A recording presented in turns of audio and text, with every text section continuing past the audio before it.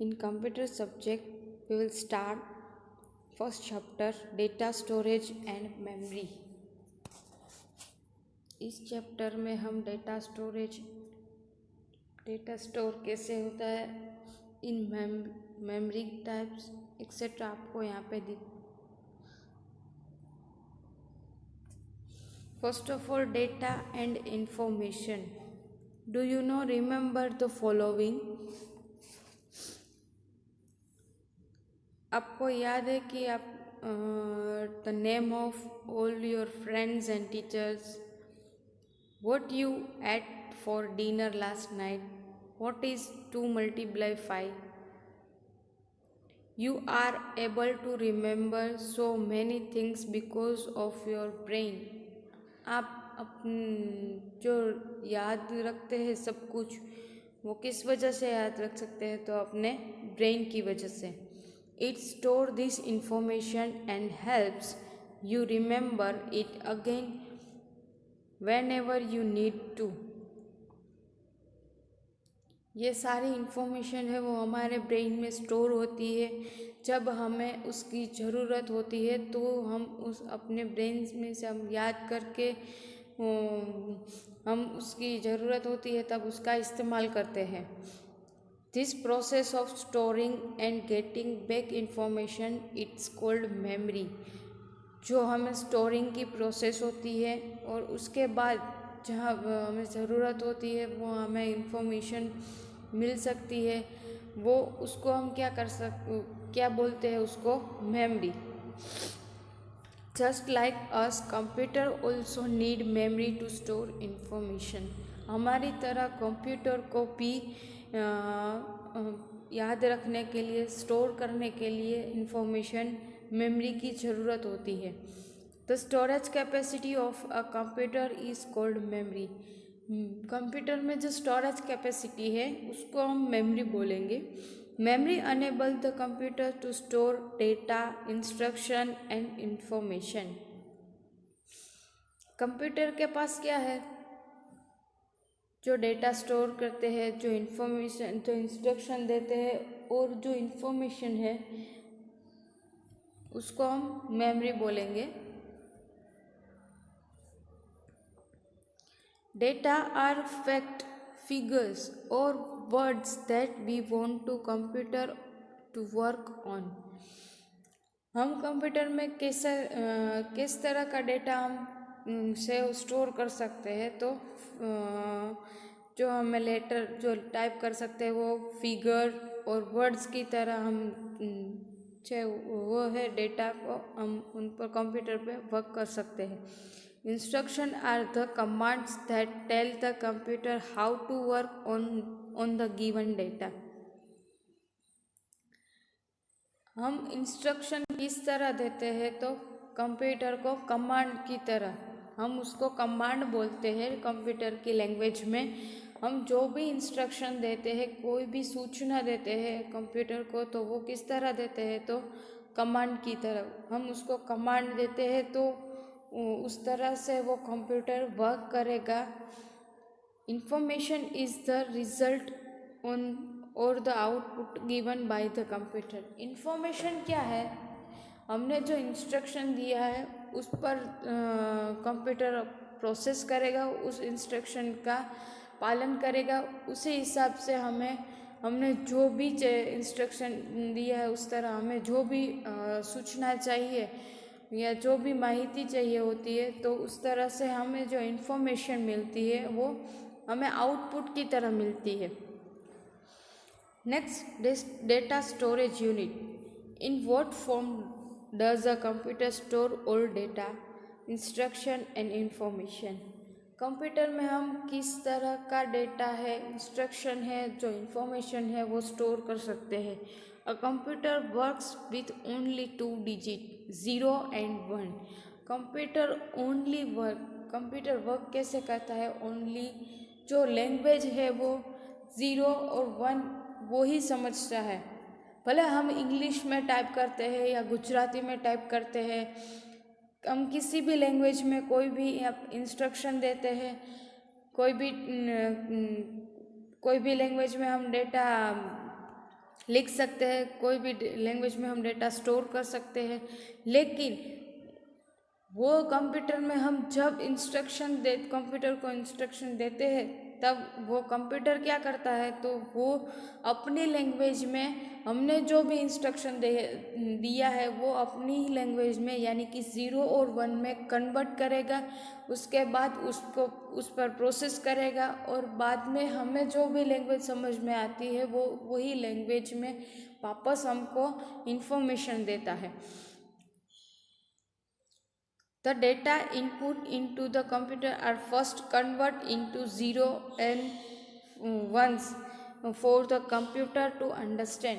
Computer first of all क्या करता है, हमने जो भी इंस्ट्रक्शन दी है उसको 0 और 1 में कन्वर्ट करेगा और समझेगा। This digit are called binary digit और बिट्स। जो 0 और 1 की लैंग्वेज है उसको हम बाइनरी डिजिट कहते हैं और बिट्स कहते हैं। A bit is the smaller chunk of information that a computer can work with. वो बीट है वो स्मॉल टाइप है जो इंफॉर्मेशन का जो कंप्यूटर उसमें वर्क करता है। A computer language represented in bits is called a binary language. जो कंप्यूटर की लैंग्वेज है हम जो रिप्रेजेंट करते हैं वो बिट्स में उनको कन्वर्ट करते हैं, उसको हम क्या बोलते हैं, कौन सी लैंग्वेज, तो बाइनरी लैंग्वेज बोलते हैं। A memory of a computer is represent in a bytes. जो मेमोरी है कंप्यूटर की वो बाइट्स में होती है, where 1 bytes equal to 8 bits. A byte is denoted by B, so 1 B is equal to 8 bits. जब हम 1 बाइट का कोई भी इंफॉर्मेशन है वो 8 bit is equal to 8 bit. A byte is used at the unit of measuring computer memory. A byte वो है जो कंप्यूटर की मेमोरी है उसका मेजरमेंट है। A higher units of memory are given below. देखिए यहाँ पे हमने आप जानते होगी 1 किलोबाइट यानी कि 1 KB equal to 1024 byte. B means byte. 1 megabyte 1 MB equal to 124 KB। 1 gigabyte यानी 1 GB equal to 1024 MB megabyte. 1 terabyte TB equal to 1024 GB यानी कि gigabyte. 1 petabyte equal PB equal to 1024 TB। ये जो है वो उसकी मेमोरी की size होती है। आपने मोबाइल में देखा होगा कि आपकी मेमोरी है जो यहाँ पे हमें MB में या GB में होती है, ठीक है। अभी मोबाइल में जो भी आते हैं वो MB में होता है। आपकी मेमोरी आपने देखा होगा कि आपकी स्टोरेज कैपेसिटी है, उससे आप पता चल सकते हैं कि आपके मोबाइल में कितनी मेमोरी है। आपको होता है 4 GB 6 GB 8 GB। आपके मोबाइल में जो भी होता है वो GB में होते हैं, आपकी मेमोरी होती है वो GB में होती है। और जो आपका फोटोज़ आप स्टोर करते हैं आपके मोबाइल में, आपको उसमें उसकी साइज़ होती है वो किस में होती है, MB में होती है, KB में होती है। फ़ोटो की साइज़ कम हो तो KB में होती है, फ़ोटो की साइज़ बड़ी होती है तो MB में होती है। Types of memory. Computer memory is the 3 types: primary memory, read-only memory and storage memory. Memory के 3 टाइप्स है। देखिए यहाँ पे हम कंप्यूटर मेमोरी, उसके नीचे प्राइमरी मेमोरी, उसके नीचे read only memory ROM. Read only memory means ROM. Secondary memory यानी कि एक्सटर्नल मेमोरी। प्राइमरी मेमोरी में क्या आता है तो RAM, random access memory. RAM आपने सुना ही होगा। देन सेकेंडरी मेमोरी में floppy disk, hard disk, CD, DVD, Blu ray disc and flash drive, वो हमें आगे देखना है। नेक्स्ट है first of all primary memory. Primary memory is also called internal memory. Primary memory का दूसरा नाम क्या है? Internal memory. This is the main area in a computer where data, instruction and information are stored. Computer में हम जो भी data inter करते हैं, जो भी इंस्ट्रक्शन देते हैं, जो भी इंफॉर्मेशन है वो स्टोर करता है प्राइमरी मेमोरी में। Any storage location in this memory can be directly accessed by the central processing unit. जो भी हमें चाहिए होता है वो डायरेक्टली हम सीपीयू में से, प्राइमरी मेमोरी में से हम डेटा का यूज़ कर सकते हैं। तो CPU random search for any data, instruction और इंफॉर्मेशन।